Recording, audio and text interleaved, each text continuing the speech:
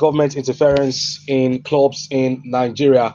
Of course, you know that when the government are the ones who fund those clubs, like Adia said, they call the shots. They will pick the people who will be at the helms of affairs, the coach, and that's what is really affecting Heartland at this point in time. So we need more private clubs in Nigeria. You look at the 20 clubs in Nigeria, how many of them are privately run clubs? Maybe you just talk about Remo Stars, Sporting Lagos.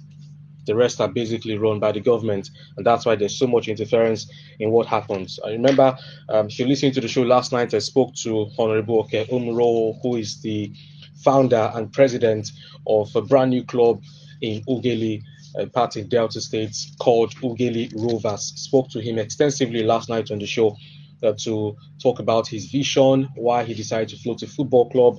And I attended the official launch 2 days ago, and it was a beauty to behold, to see someone who has passion for football. I mean, this man usually comes back home every December. He's not based in Ughelli, he's based in Lagos, but he comes back to his hometown every December to organize a football competition. And after the football competition, a lot of talents are going to waste. And he says, listen, instead of just organizing these ones and waiting for another 12 months to organize another one, why not just float a football club? Bring these talents together, bring some of the finest players in these competitions, both past and present, bring in good managers and start a football club. I spoke to him about the challenges. You look at some of the privately run clubs, the challenges they face, how they start well, at the end of the day, they begin to fizzle out. Look at Van Dresa. They've tried so much. I know how they started. I know, look at where they are currently. Even to gain promotion is an issue. So the system in Nigeria makes it very difficult for privately run clubs to thrive. But Honorable Oke is adamant. He's a fighter. He's a lover of football. He has so much passion for the sport and for the game. And he has said, I want to start small and gradually we'll begin to move on. They're the only team now in the NLO Division 3 because that's where they're starting from. That's like the third division of football in Nigeria that has a shirt sponsor. ITEL is the shirt sponsor. And, seeing their jerseys, fantastic. They also have a sporting director who is my friend, Wale Adigun, who is a veteran journalist of over 10 years experience. They have a head of business development, Tera Yahere. They have so many people. You go to their social media and just go and search for Ughelli Rovers on X or tweet or that's Twitter, Instagram, and Facebook. You get to see what these guys are doing. Look at the quality of their dresses. I like the way they're starting. I saw the captain, saw the vice captain, young players who are willing to give their all, who want to carve a niche for themselves in the footballing world. So it's very difficult. They'll have their challenges at the end, but they're ready with the kind of backroom team he has, just like the Ineos group are doing at Manchester United, trying to put in technocrats in place to make the big decisions that will affect the team positively, both on and off the pitch. That's what Honorable Oke has done, and they'll start their campaign next weekend in the NLO. So it's beautiful to see.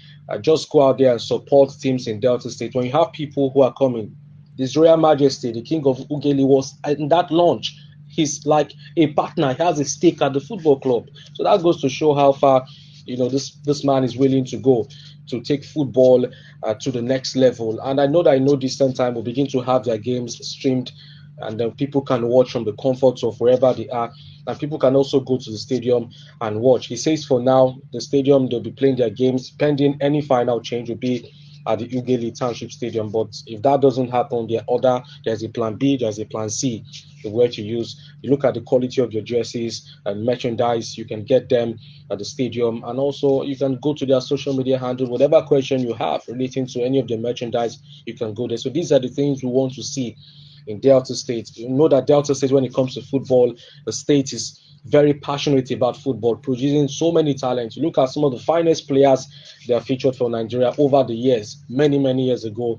Most of them are from Delta State. So we give him so much credit for what he's doing, especially at a point in time where governments are not properly running these football clubs. And that's why when they go on the continent, there's nothing to show for it. There's so much interference. Players are not properly paid. Players want to go because they're not properly paid. They want to go to, places that are very distant because that's where they're going to get their bread and butter. Everyone wants to go where their bread will be buttered. So congratulations once again to Honorable Oke Umurhohwo, the president and founder of Ughelli Rovers. The motto of the club, Egon of Vonwea, which means love and hard work. So that is enshrined in the running of the football club. It's more like a community project as well, and that's why the Royal Majesty is involved. The King of Ughelli Kingdom is involved in the running of the football club. All right.